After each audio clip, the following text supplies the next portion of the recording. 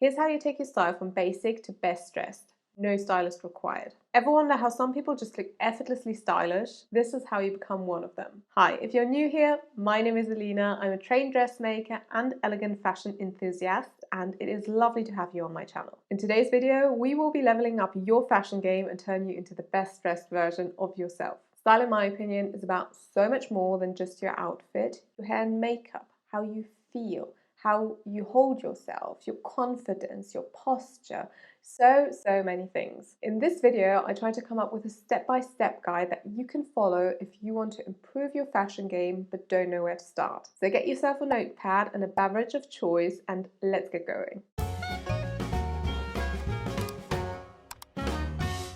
Step number one is setting the groundwork. So the first thing I would do is I would walk over to my wardrobe, open it up, pull everything out of my closet, put it on the floor or the bed, I don't know, and just try everything on, every single item. This step is A, for finding out what you're working with, what pieces do you actually own, and secondly, it is all about finding out what suits you. By trying everything on, you will have feelings about the clothes you're wearing. Maybe you like them, maybe you feel confident, maybe you feel beautiful, and maybe you don't. That is an indicator that that piece probably should go. Once you've gone through your entire wardrobe, start comparing your favorite pieces and also start comparing the pieces you don't like and you want to get rid of.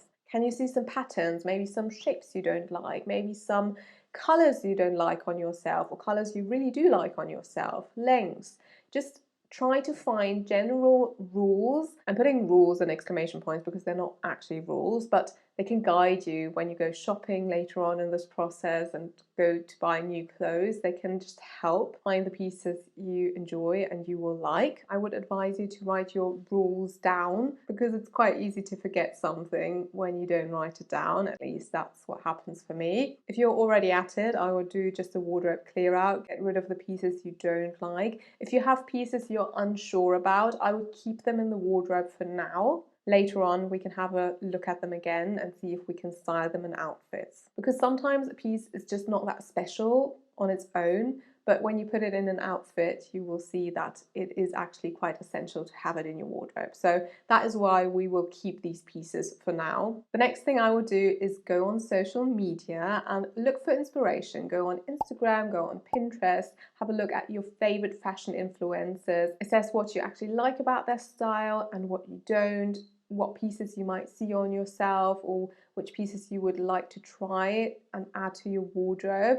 Again, I would just write it down very quickly. It doesn't have to be an essay, just a few bullet points so you don't forget. What you could also do is go on your favorite brand's website and just have a look at how they style their pieces, what outfits they come up with when they showcase their items, and maybe find some inspiration there. If you want to, you could come up with a mood board where you just save all of the outfit pics that you really enjoyed. You can have it on your phone so you can have a look at it whenever you want or when you're going shopping or whatever. I don't personally have a mood board, but I think it could be quite inspiring to have that and to reference back to when you are at a loss. What is also, in my opinion, really important is get to know your body and your body shape. To dress in a flattering way and to feel confident in your clothes, it does help to know your body shape. There are a few different body shapes, for example, a triangle or more of a rectangle shape, an hourglass. Some people do it in fruits, a pear, an apple,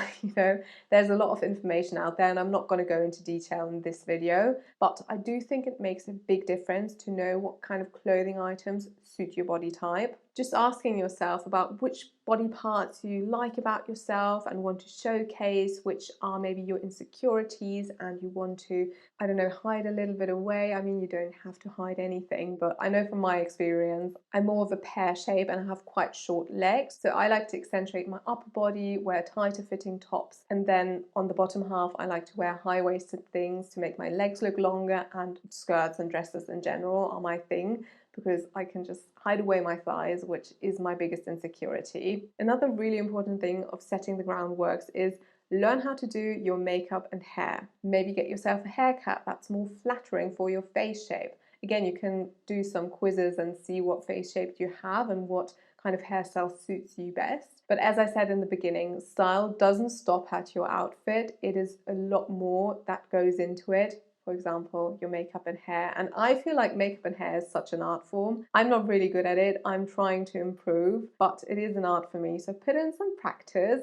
I think you will definitely benefit from that. I have one more optional point in step 1 of this guide, and that is to get your colors analyzed. For this, you'd have to spend a little bit of money, but I personally think it does make a huge difference. I had a color analysis when I did my dressmaking training, and it was so interesting. Ever since that day, I just dress accordingly, and I really feel like myself in my clothes, and like I know what to go for. So for me personally, it really does help, but you can also watch videos and try to come up with a concept yourself. You don't have to spend the money, but if you have some extra coins, maybe consider doing that. Moving on to step number 2, you're going to assemble your wardrobe. Start by assessing your wardrobe again, going through your rules and all your inspiration picks, and come up with a detailed shopping list of items you feel like you're missing. Then go shopping. In general, I would advise you to go for good quality over quantity, because I feel quality really does show,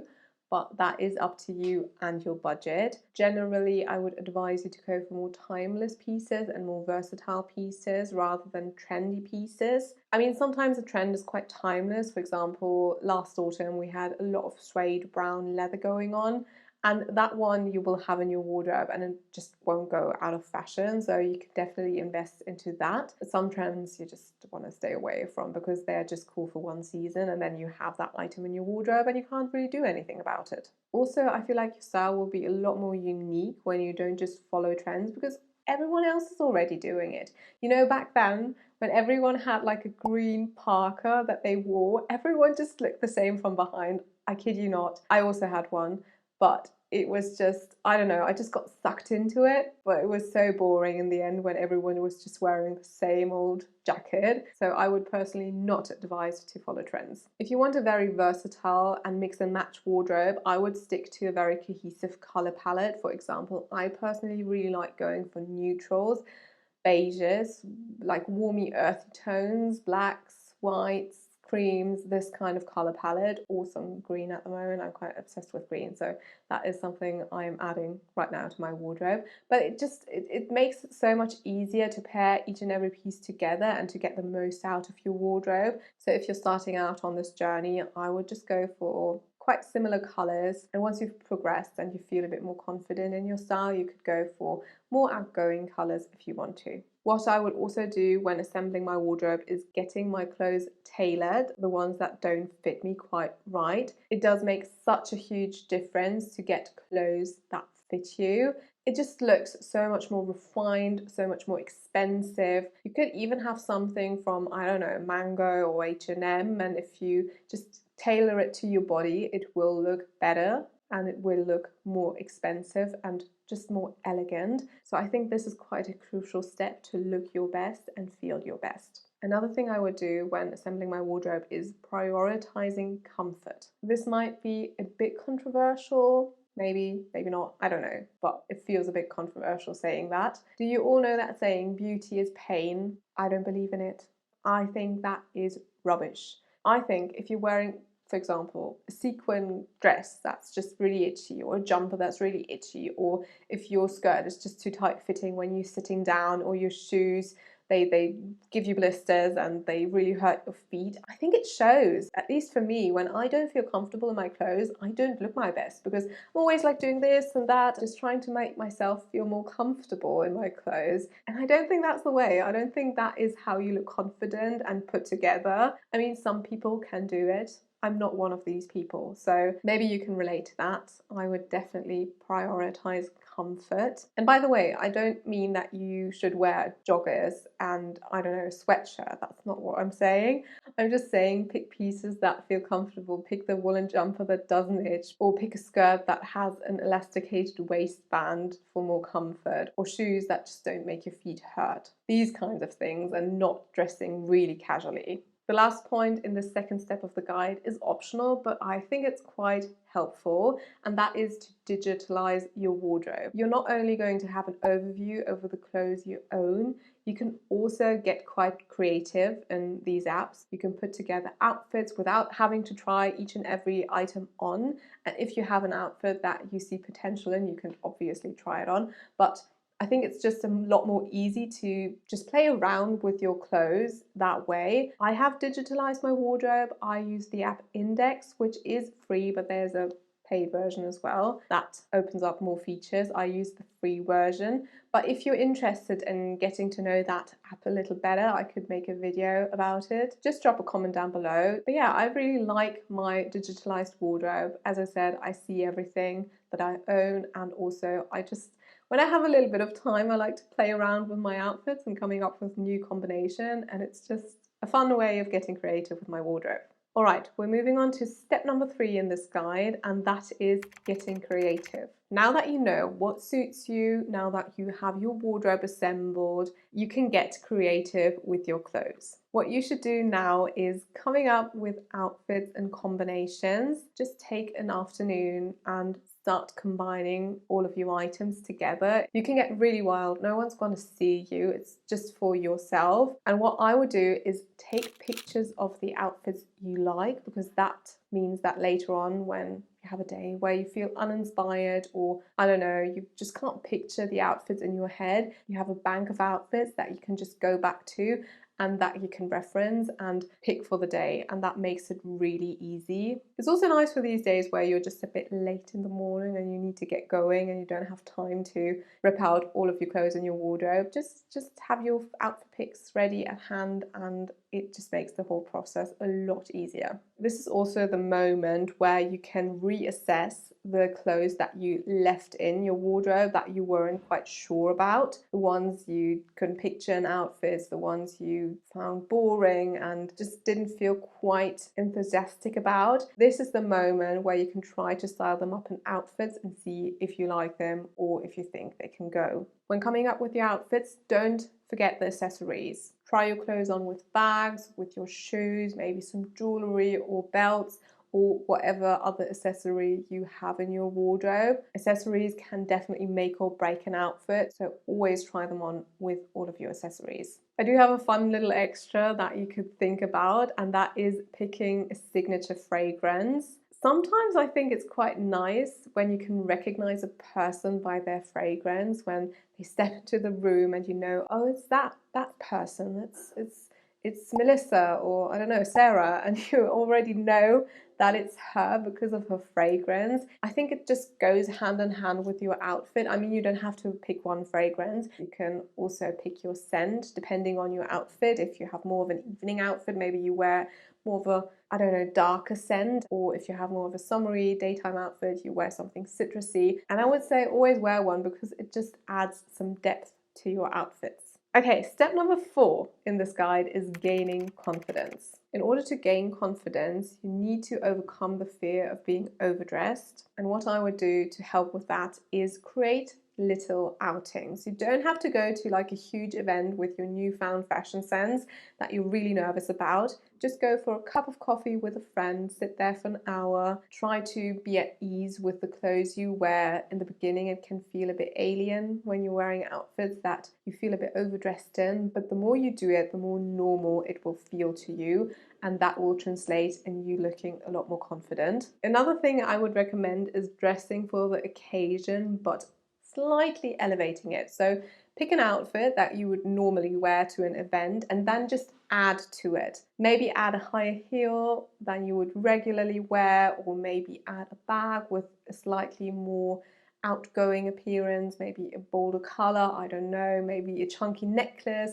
something like that. You can play with accessories, for example. I think that's the most easy way to make an outfit look more elevated. A very important thing when trying to look confident is your posture. Stand up straight, put your shoulders back, have eye contact with the people you're talking to. These are all things that will play into making you look a lot more confident in yourself and in your outfit, because you just look like you're owning your look, and that is so important. So, so important. You could be slightly underdressed or overdressed or whatever, but if you own your look, it will translate in people thinking that you are the best dressed in the room. Also very important is building a wardrobe that aligns with your identity. If you've tried time and time again going out with your new improved outfits, but you still don't feel confident in yourself, then maybe you need to adjust a little. Maybe you need to tone it down a little, go back to the basics and start from there and build up again and see what you're comfortable with and what just is too much for you. Maybe you're not the most bold person, and that's totally fine. If you have good quality basics, if you have nice high quality accessories, you can just be simple and chic and feel good in your outfits, and that will translate in you being the best dressed person in the room. Last point here is maintaining your clothes.